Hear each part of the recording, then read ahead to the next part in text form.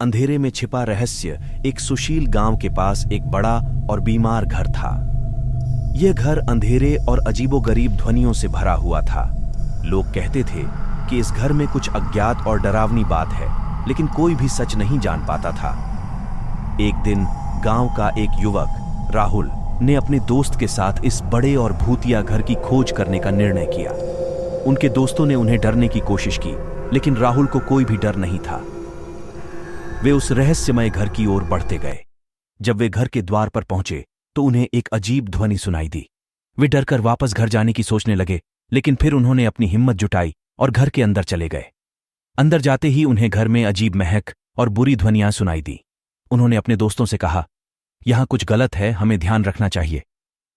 वे आगे बढ़ते गए और घर के भीतर जाते ही वे एक कमरे में पहुंचे जो कि बिल्कुल अंधेरा था। उन्हें डर लगने लगा, लेकिन फिर उन्होंने एक छोटी सी चिराग जलाई और कमरे की सुंदरता को देखा।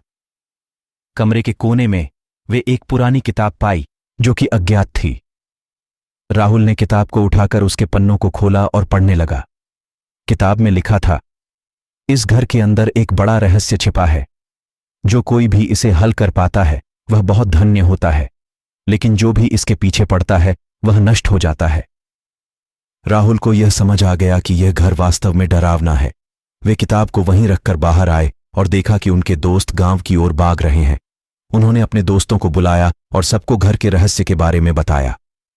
सभी ने वहां से जाने का निर्णय किया, लेकिन जैसे ही वे घर के बाहर पहुंचे उन्हें एक भयानक ध्वनि सुनाई दी। उन्होंने घर की ओर देखा और देखा कि कमरे के छोटे दरवाजे खुल